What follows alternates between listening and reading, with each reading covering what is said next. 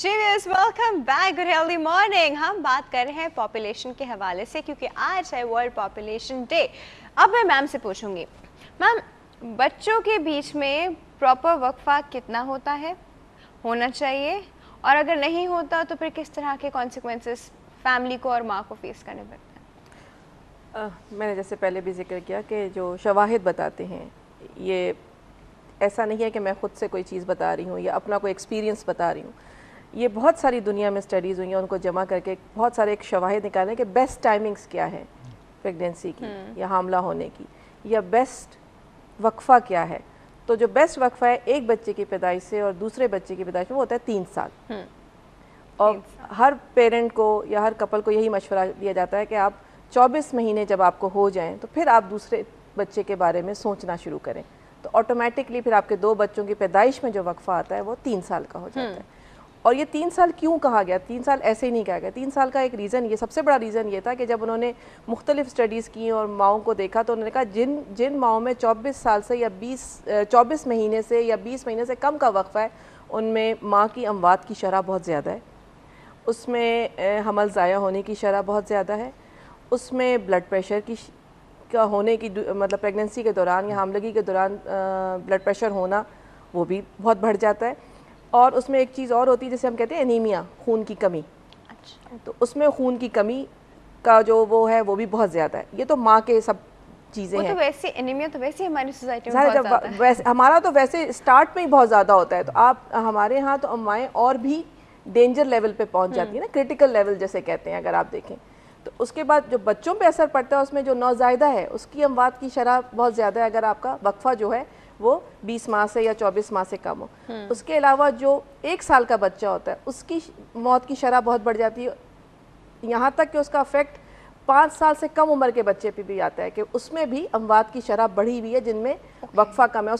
उसका वजह यह है कि जब 2 बच्चे क्लोज होते हैं तो उनमें आपस में एक तो जो आने वाला बच्चा होता है वो अटेंशन ले लेता है, और जो छोटा बच्चा एक घर में मौजूद है 8 महीने का, 7 महीने का या उससे छोटा, तो उस पर माँ बाप की तवज्जो ज़ाहिर है छोटे पे ज़्यादा हो जाती है और पिछले बच्चे पे कम हो जाती है। फिर बच्चों में आपस में, क्योंकि वो बहुत छोटी उम्र का बच्चा होता है जो एक नया आया होता है, तो वो बहुत वल्नरेबल होता है उस टाइम पे। तो वो बीमारियाँ जो होती हैं, अगर किसी बड़े बच्चे में खसरा हो या कोई और बीमारी हो तो वो फ़ौरन दूसरा बच्चा जो होता है वो छोटे को भी लग जाती है।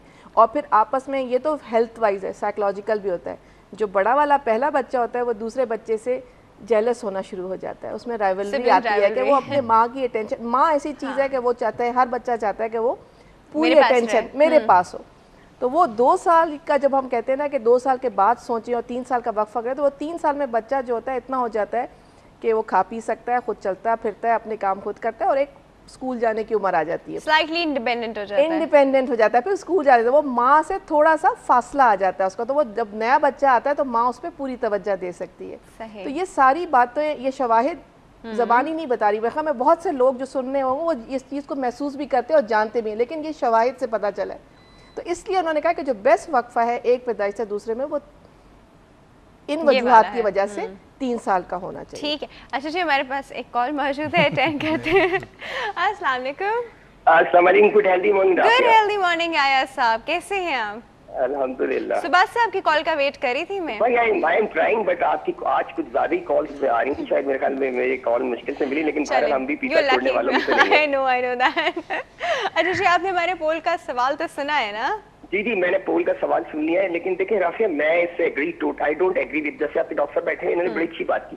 देखिए मोरली, एथिकली और अपने रिलीजियसली हम लोग इस पे पाबंदी नहीं लगा सकते और लगानी भी नहीं चाहिए, ये इस इंसान का पर्सनल फैसला होता है। लेकिन ये कि और हमें एक्सेप्ट भी नहीं करेंगे हम लोग इसको। अब बात सारी ये कि देखें अवेयरनेस क्रिएट करना, जैसे डॉक्टर आलिया ने कहा ना, बात सिर्फ इतनी कि समझदारी की बात है। आप इसको आप इस तरह पेश करें कि लोग खुद ब खुद कबूल करें, इसमें आप इम्पोजिशन नहीं कर सकते।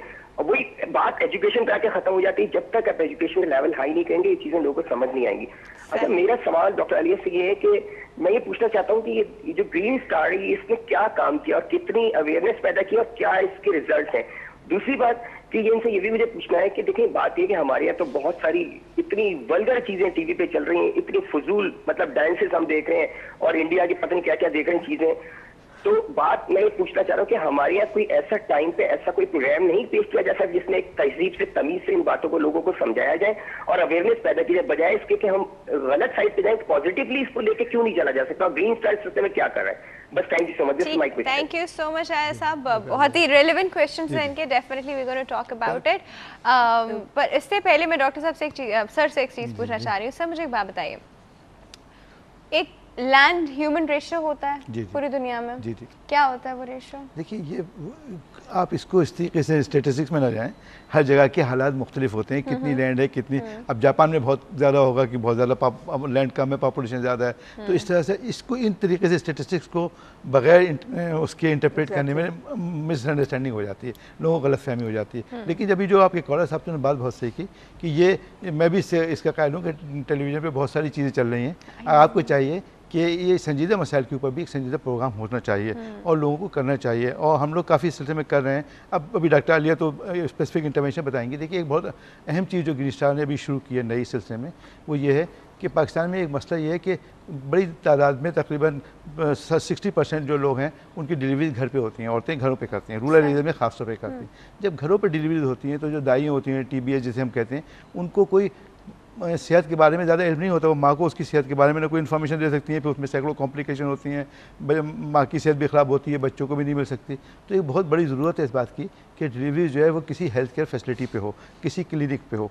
ग्रीन स्टार ने इसमें बड़ा इनिशिएटिव लिया है और हम इस सिलसिले में 2-3 प्रोग्राम ऐसे कर रहे हैं मुख्तलिफ। एक पंजाब डिस्ट्रिक्ट में है, फैसलाबाद डिस्ट्रिक्ट में कर रहे हैं, एक पहले हम 2-3 पायलट प्रोग्राम कर चुके हैं कि जहाँ हम औरतों को इस बात पे तैयार करते हैं, उनको वाउचर्स देते हैं, उनको सब्सिडाइज करते हैं कि वो जाके किसी क्लिनिक में अपनी डिलीवरी करें। उनको बाकायदा ANC एंटीनेटल केयर मिलती है, फिर डिलीवरी क्लिनिक पे होती है, उसके दौरान एंड इट्स नॉट एक्सपेंसिव, वो तो ग्रीन स्टार पे कर रहा है, वाउचर दे रहा है उसके लिए कि उनको सब्सिडाइज कर रहा है कॉस्ट को, डॉक्टर को वाउचर देता है, फ्री पड़ती है क्लाइंट के लिए फ्री हो जाती है।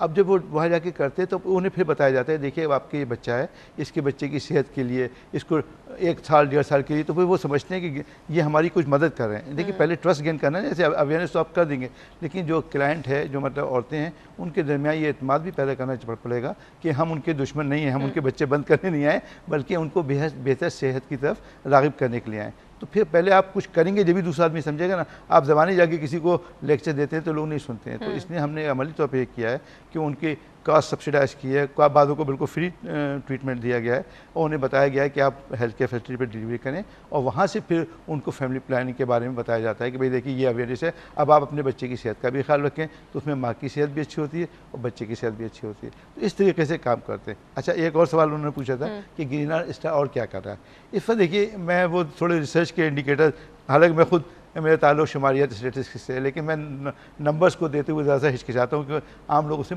मिस इंटरप्रेट कर लेते हैं। लेकिन किसी भी जगह काम करने का जो मेयार है, जैसे पाकिस्तान में फैमिली प्लानिंग के बारे में, वो एक चीज़ कहलाती है अंग्रेजी में कपल ईयर प्रोटेक्टेड, CYP एक लफ्ज़ होता है, CYP उसको नाम एब्रीविएशन है, मुख्तसर कर दिया है। उससे पता चलता है कि आपने कितना काम किया।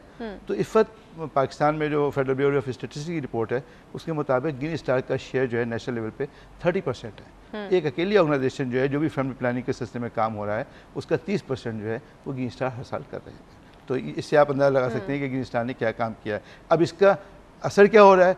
अब असर होने में थोड़ा सा मसला ये होता है कि देखिए आप तबलीग करते हैं तो लोग नमाज़ पढ़ें, नमाज़ पढ़ने का असर लोग अखलाक पे क्या पड़ा है, ये बड़ा मुश्किल काम होता है, इसमें कोई लोगों को खुद भी करना पड़ता है, तो ये इसमें थोड़ा सा फ़र्क पड़ेगा। सही। अच्छा डॉक्टर साहब कुछ आप मैं इसलिए कहना चाही थी कि जो असलम साहब ने बात की और जो अभी आपके कॉलर ने बात की कि जी अवेयरनेस, ठीक है, अवेयरनेस आप देते हैं, अवेयरनेस वैसे भी आपको बहुत सारे रिसर्च मिलती है कि पाकिस्तान में लोगों को मालूमात है, लेकिन जो असल चीज़ जो जहाँ पे रुकावट है वो ये है कि अवेयरनेस के बाद करना क्या है, कहाँ जाना है, किससे पूछें। ये ऐसी चीज़ नहीं है जो आप हर एक से पूछ सकें, ये ऐसी चीज़ नहीं है जो आप हर एक प्रोवाइडर के पास जाके पूछ सकें।